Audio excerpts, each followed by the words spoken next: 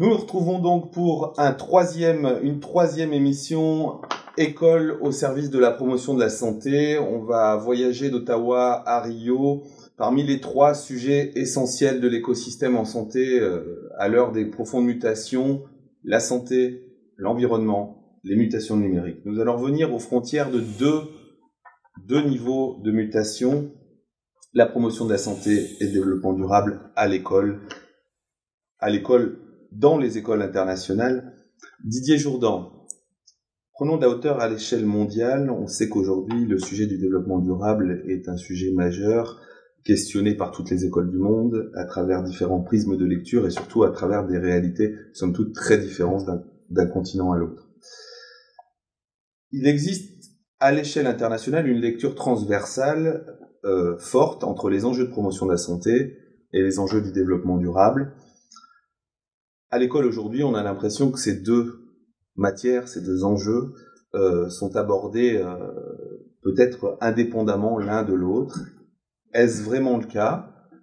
Ou y a-t-il aujourd'hui une construction aux frontières du développement durable et de la promotion de la santé dans l'école en France? Alors, la première chose, je crois qu'il convient de dire, c'est que développement durable, santé sont 2 faces d'une même réalité. C'est-à-dire qu'on parle strictement de la même chose.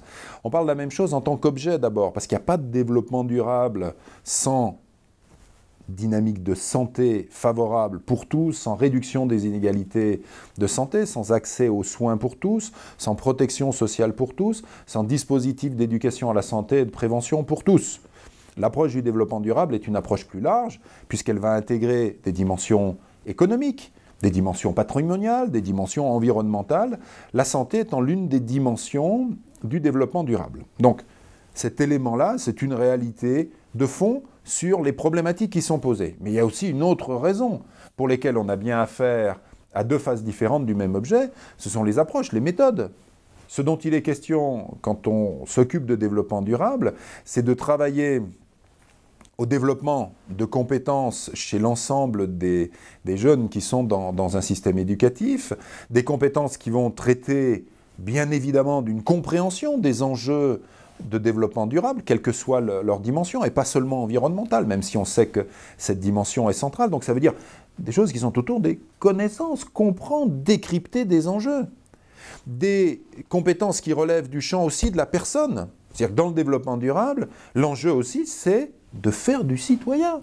C'est-à-dire de se dire comment on fait pour qu'un système éducatif puisse donner à chacun et à chacune les compétences pour être lui-même acteur de ce développement durable. Donc des compétences vraiment citoyennes. Et la 3e chose qui est au cœur du développement durable, c'est tout ce qui relève de la capacité critique, de la capacité à identifier dans son environnement ce qui va être support de développement durable, ce qui va être support de créativité, d'inventivité, de développement collectif positif, et aussi de mettre à distance critique ce qui s'oppose à cette visée-là. Comprenez bien qu'à partir du moment où on a cette vision de l'éducation au développement durable, la santé prend place naturellement au sein de cette vision, avec comme finalement élément commun tout ce qui relève d'une approche holistique, donc d'une approche large, compréhensive, partagée à la fois de la personne, des enjeux, de ses environnements, et toujours cette articulation du sanitaire, de l'éducatif et du social. Donc on a bien affaire, je le crois, au même objet éducatif. C'est pour moi la déclinaison contemporaine de ce qu'est la citoyenneté. Donc la mission de l'école républicaine en France, comme la mission de l'école dans l'ensemble des pays de notre planète, c'est bien d'abord cette formation du citoyen. Eh bien, former le citoyen à un grand nombre de dimensions. Il y a des dimensions institutionnelles qu'il ne faut pas gérer, mais les dimensions qui vont être liées aux problématiques sanitaires, environnementales, économiques, juridiques, qui sont constitutives du développement durable, sont au cœur de la citoyenneté. Donc j'allais dire, par définition, dans le système éducatif français, c'est le même objet, c'est l'éducation à la citoyenneté. Donc il n'y a pas de difficulté de fond sur cette question. Et nous avons aujourd'hui un certain nombre d'établissements, que ce soit les écoles 21 ou les établissements, ce qu'on appelle E3D, pour développement durable, qui vont inclure des approches environnementales, mais aussi plus larges du développement durable. Donc je dirais que structurellement, nous en sommes d'ores et déjà à un stade qui tient les choses ensemble. Après, je crois qu'il faut tenir compte de ce que sont les réalités humaines et les réalités locales. C'est-à-dire que, voyons, on peut se dire, bah oui, tous les établissements scolaires, tous les acteurs de l'éducation, eh bien, ils ont à contribuer à leur mesure, à leur manière, au développement durable et notamment à sa dimension sanitaire. La seule chose, c'est que le contexte dans lequel est l'établissement, le public qu'il reçoit, et puis il faut le dire aussi, les désirs des acteurs vont être un peu différents. Et moi, je vois des établissements scolaires pour lesquels il y a une vraie mobilisation où des associations, des familles, des collectivités territoriales, des enseignants vont travailler conjointement autour de projets qui vont être centrés, par exemple, sur l'éducation pour l'environnement. Ben voilà, écoutez, si la dynamique, elle est créée autour de ça, mais c'est là-dessus qu'il faut appuyer et c'est ce qu'il faut soutenir. Dans d'autres espaces, on voit bien que c'est les questions d'activité physique et de nutrition et qui mécaniquement vont toucher les questions d'environnement. Donc je crois que cette problématique-là, à partir du moment où on a bien compris que ce sont des dimensions, des espaces d'expression de la citoyenneté contemporaine, elles sont par essence, je dirais, constitutives d'une même mission. Après, oui, il faut tenir compte des réalités locales, de l'engagement des personnes, de l'environnement scolaire. Il faut aussi tenir compte du fait, et cette fois c'est peut-être la difficulté, que les acteurs du monde scolaire n'ont pas toujours une vue extrêmement claire de ce qu'est leur mission dans ce domaine de la citoyenneté, qu'il s'agisse du développement durable, de l'économie sociale et solidaire, de la santé. Et donc nous avons tout un accompagnement à faire pour que collectivement, ces objets-là soient portés non pas par une petite minorité d'enseignants, de chefs d'établissement, d'infirmiers, de médecins, de travailleurs sociaux, de conseillers d'éducation, d'acteurs du périscolaire, d'acteurs associatifs, mais qu'ils soient bien portés par l'ensemble de la communauté. Et je crois que là où nous avons à avancer dans ce champ général du développement durable qui inclut les questions de santé, c'est bien dans la capacité à mobiliser, à permettre la participation de tous, les professionnels comme les familles. Je vais juste faire un écho et vous remercier d'avoir réaffirmé cette lecture. On vous dit, c'est admis, on voit bien, c'est un sujet que je travaille depuis quelques années, qu'en fin de compte, on arrive au début d'un rapprochement de la lecture santé-environnement, y compris dans l'organisation systémique et publique de notre pays. Pendant des années, tout à fait. Une dichotomie de lecture à tous les niveaux ce sens. Alors, justement... Pardonnez-moi, mais je crois qu'on peut aussi avoir une approche un peu historique et culturelle et se dire aussi pourquoi. C'est-à-dire que tant que la vision médicale de la santé a été surdéterminante, il était difficile de percevoir l'intégration avec le développement durable. Mais du jour, et c'est le cœur de la stratégie nationale de santé, du jour où on dit, mais la santé des gens, c'est d'abord agir sur les déterminants de leur santé. C'est ce qui fait que des gens vont ou non pouvoir être en bonne santé. À partir du moment où vous posez cela, mais vous avez un ensemble de déterminants qui sont des déterminants sociaux, qui sont des déterminants environnementaux, qui sont des déterminants économiques, qui sont des déterminants politiques. Et donc, mécaniquement, cette évolution du rapport à la santé va conduire à ce qu'on ait cette vision-là. Mais on a la même chose, pour être un peu ancien, avec le développement durable. Il y a 30 ans, quand j'ai commencé à entrer dans ce domaine-là, on faisait de l'éducation à l'environnement. Et puis au bout d'un moment, on s'est aperçu, ça date des années 90, beaucoup d'acteurs de ce changement ont été là-dedans, que travailler sur les questions environnementales, dès que vous tirez le brin de laine, vous avez toute la pelote, parce que tous les déterminants politiques, sociaux sont présents. Et donc cette convergence est tout à fait considérable.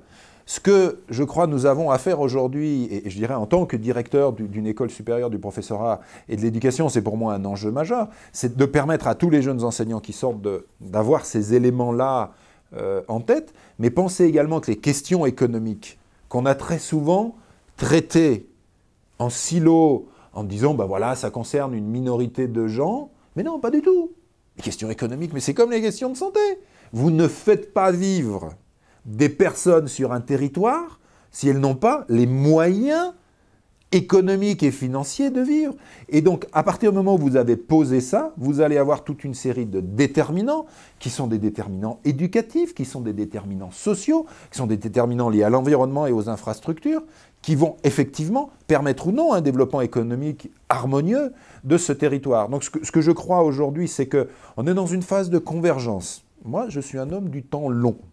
Je suis un éducateur et je ne crois pas au coup de baguette magique. Ce que je constate dans ces 30 dernières années, c'est qu'on a pu progressivement, à partir d'approches différentes, arriver vers une lecture qui est une lecture qu'on va pouvoir nous qualifier de lecture de promotion de la santé parce qu'elle s'appuie sur l'ensemble des déterminants qui font la vie, le bien-être, la santé des gens, et qu'on est capable aujourd'hui, petit à petit, d'avoir une approche avec des générations, être attentif au fait que les jeunes générations d'enseignants, les jeunes générations d'acteurs des réseaux associatifs, les jeunes générations de personnel des collectivités territoriales, je dirais, ont une lecture qui est une lecture beaucoup plus ouverte, beaucoup plus globale, je dirais, que la nôtre, et réellement centrée non pas uniquement sur la résolution des problèmes économiques, sociaux, environnementaux, sanitaires, mais sur l'action publique, sur l'ensemble des déterminants. Et je crois que l'école n'est absolument pas étrangère à cette évolution.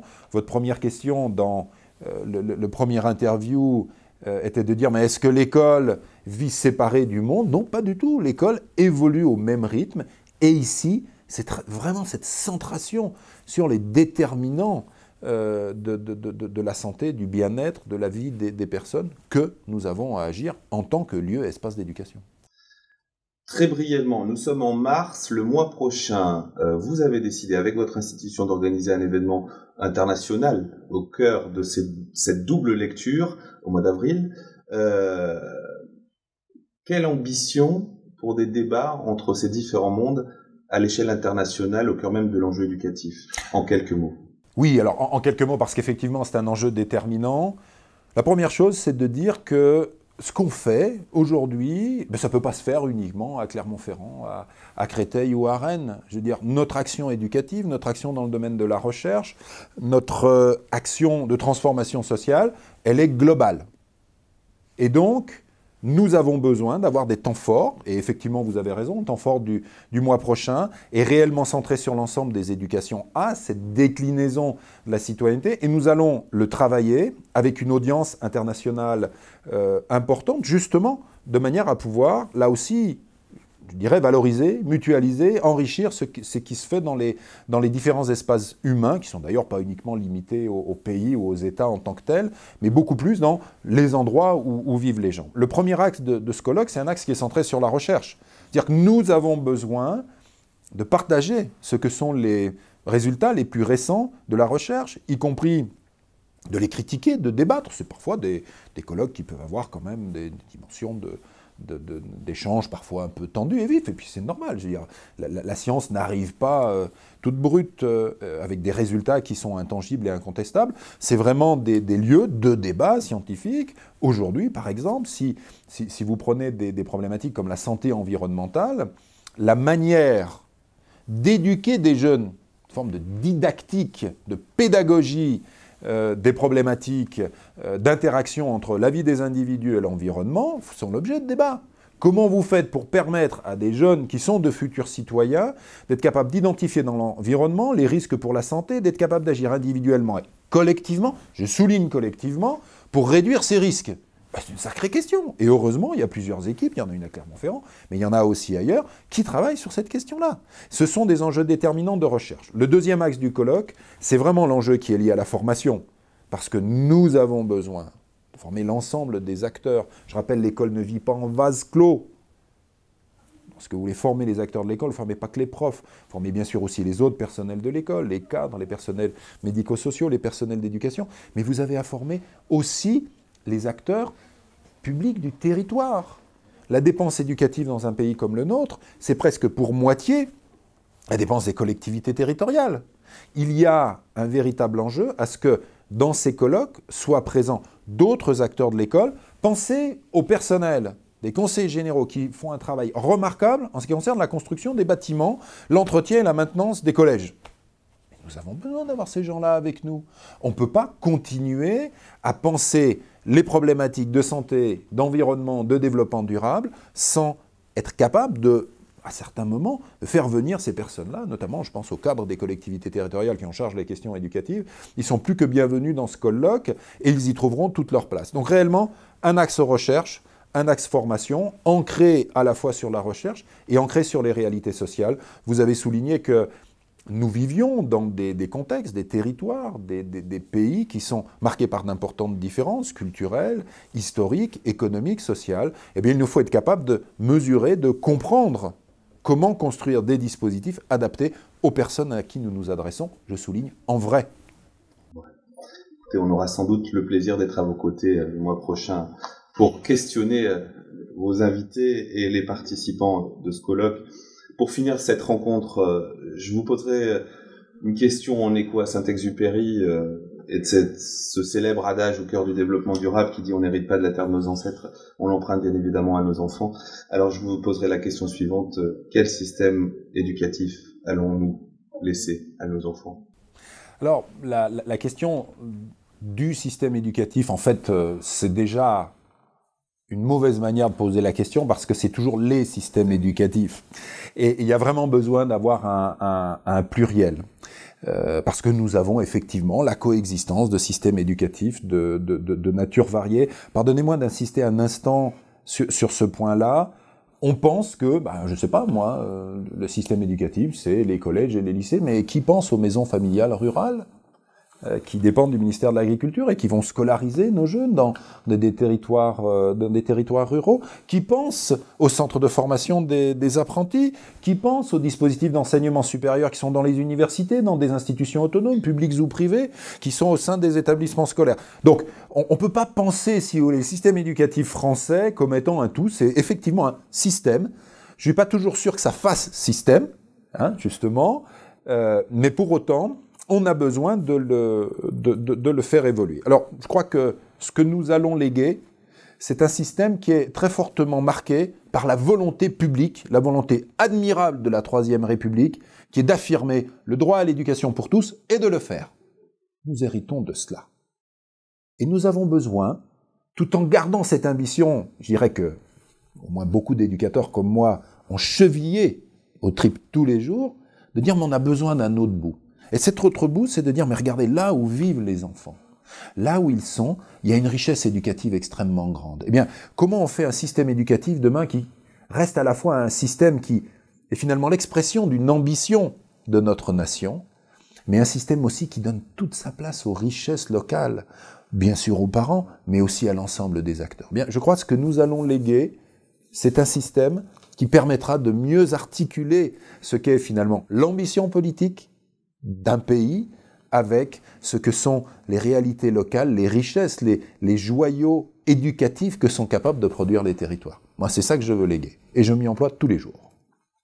Pour faire suite à l'erreur de question d'un convaincu, je vous répondrai donc que nous allons travailler pour ouvrir la porte du local au global et du global au local. Absolument. Et je vous y rejoindrai totalement. Merci à vous. Quelle belle transition pour la 4e émission nous concernant. Merci à vous. Merci.